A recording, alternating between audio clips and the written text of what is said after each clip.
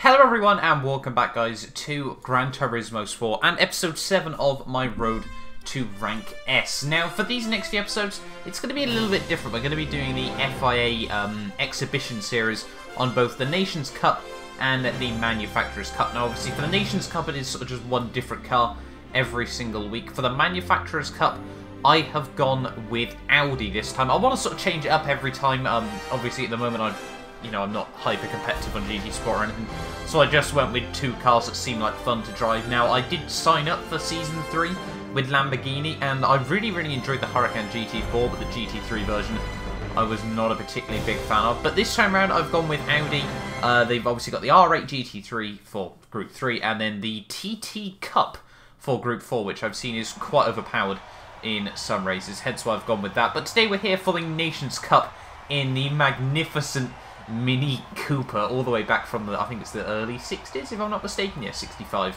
The Mini Cooper S for, I think it's 14 rounds around Tsukuba circuit here in, I'm not actually too sure where it is. Is it Japan? I'm not 100% sure on the whole. But yeah, these cars are really weird to drive, but this race on the whole was interesting, I think is the best way to describe it. Yeah, certainly very interesting. In terms of qualifying, I hadn't done all too much practice for this, I sort of just jumped on 20 minutes beforehand, did a few laps. Found that this car is horrible if you get too much wheel spin, so just trying to minimise that on my qualifying runs. I think we'd start down in P10 for this one, so pretty much middle of the road. I'll take that. We were about a second and a half, 2 seconds off pole, which, I'll sort of just take. There we are, alongside SRG9, who you will certainly have to watch out for over the course of this race, because I'll tell you guys now, he is the biggest dick I've come across on Gran Turismo Sport so far, but obviously you guys will see a lot more of him over the entirety of this race. But scrolling down further down through the field, I think we've got a 16 car grid for this first race. We were starting in the bottom half. Usually speaking, we're actually very good, but slower cars, generally wherever I go, I seem to really struggle in, so we'll sort of gloss over that. But yeah, so that basically means that there's probably going to be 4 GT Sport videos a week up on the channel over the next few weeks, if I manage to maintain doing these races. They're Wednesday and Saturday, the races, so I sort of just want to try and upload them on, like, say, Friday and Sunday for the Wednesday ones, and then, like, Monday and Wednesday for the other ones. So, we've got a fairly consistent schedule of them on the whole. But here we are then on the grid, ready for my first ever Nations Cup race on Gran Turismo Sport. It is 5 lights here in Tsukuba, and it's lights out, and away we go. And that SRG9 guy surely has jumped the start off that one. Either that or he's got off to an absolutely monstrous start in this race there. Not really too sure what to say about that. It doesn't appear he's got a penalty, so maybe it was a bit of a lag start there, but even with that we have moved up 1 place off the start, braking now down in towards to 1 here. We're not really braking all that much. Going to try and hook it up around the outside of one of the Germans there, Cyclone on the inside, but he does hold on to it for now. Now I've noticed with this car you've basically got to try and stretch every gear out as far as possible, as you probably expect to in quite a slow car. But it is a bit weird in the fact that if you get too much wheel spin, obviously it builds up the revs, hits the rev limiter, and then sort of just cuts off the power. So it is quite a balancing act to succeed. Now trying to look around the outside of Fatty X there. What a brilliant gamer tag that is as we come through the next couple of corners. A little bit of bumping and bashing up further up the road. You can see one guy getting all out of shape on the grass there. We might try to look at the inside of Fatty X. No, we don't. He shuts the door there as we come now down into the hairpin here towards the end of lap 1 here. It's about 1 minute, well, as you would have seen on the time trial. If you get the lap right, it is a fairly quick lap round here, but just look at that.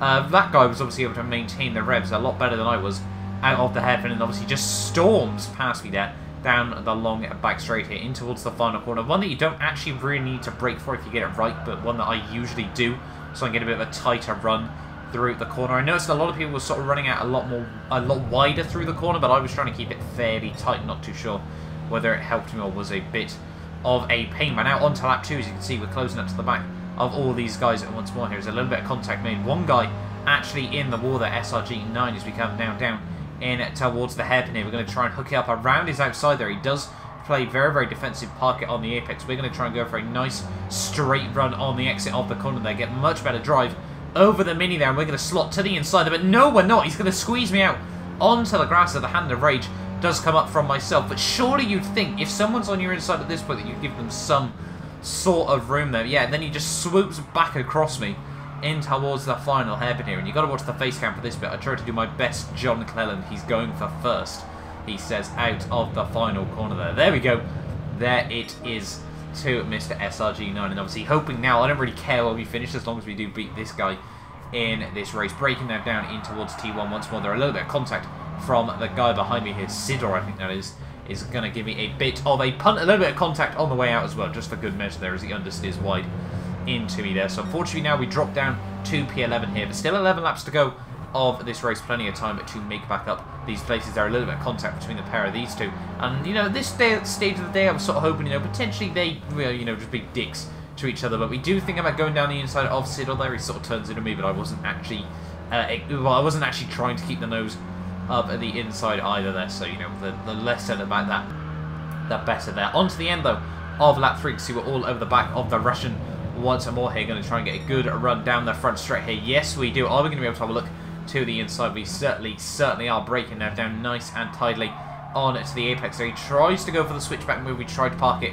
on the apex, but on the exit of the corner, we're just going to be able to stretch out that gearbox ever so slightly further. There we are going to be able to slot back in front of there, as he does slot now behind me as we come now down in towards the braking zone of turn 2 here. And this is one of those sort of really oddly satisfying races. Slow cars generally do give better action on the whole here, but now we skip all the way on to lap 10 though. We were slowly just taking time out of SRG9 here as we come out of the first turn here, but on the outside coming in towards turn 2 here. But we do have an ever so slightly better run. We do have a couple of much quicker guys as well trying to close up to the rear of us here. Coming through turn 2 now through the next hairpin. He's going to give me a little bit of a punt out wide, but now we're going to try and get much better on the power here to the outside once more there. And just look at that, it's just going to completely shut the door though. We actually had to back out of the throttle because I could tell what he was going to do here. Through the next couple of corners though, we're going to try and get to the outside here. Are we going to be able to make this work?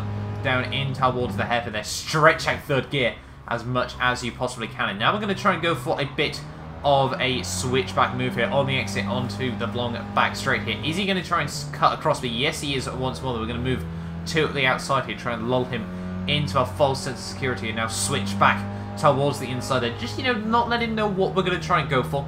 You know, bait him into a couple of different positions here as we come now down in through the final corner here. He's going to go very, very deep on the way in, so we're going to try and go for the switchback move on the exit here. Use all of the curbing on the exit of the final corner there. Lucky actually not to pick up a time penalty as we now come down towards turn 1 here. We're going to move back to the outside here a little later on the brakes, and now we're going to try and go for a bit of a switchback move. Can we get the nose back under the inside? Yes, we can, but a little bit too late there, as we've actually got a German guy now all over the back of us, as you can probably see on the radar. He unfortunately does get squeezed out in that situation, but now we're back ahead of SRG9 here, breaking now down in through the next hairpin. We're going to run horribly, horribly deep there. Have to make sure we give the room to everyone on the inside. The SRG9 just shuts the door in front of me there and then parks it on the exit of the corner there. Doesn't get a particularly good run through the next couple of corners here, but we do really, really have to watch out even for this German, as well as we've got a South African starting to muscle his way into the mix here as well, breaking now down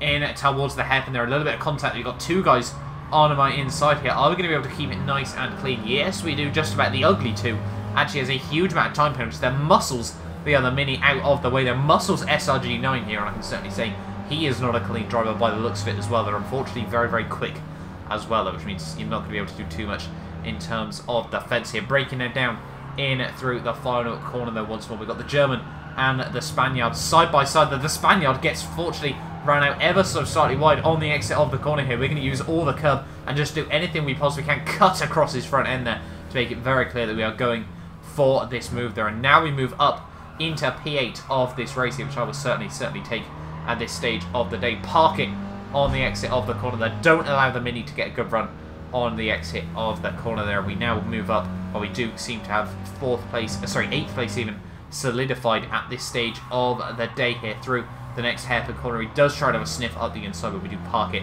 on the apex there, and we will hold on for that until the end of the race. We'd be able to pull out a good couple of second margin over SRG9 by the end there. But through the final corner, it is going to be P8 in my very first manufacturer's race. I will certainly take that. Now, I'm aware it doesn't actually affect your driver rating, but it can affect your safety rating. Now, we didn't really get any sort of instant points in that one there, so we will hopefully, well, I'd be surprised if we drop down from my S sportsmanship rating after that race as well there. But hopefully, you know you guys have enjoyed this video. Make sure you do like and subscribe to my second channel, obviously, if you do want to see more Road to Rank S on GTSport, as well as, obviously, if this is the first time you see any of my content, I do have an F1 channel as well with nearly 10,000 subscribers at the time of recording this. But thank you all so much for watching, and I will hopefully see you guys next time for the Manufacturers Cup race.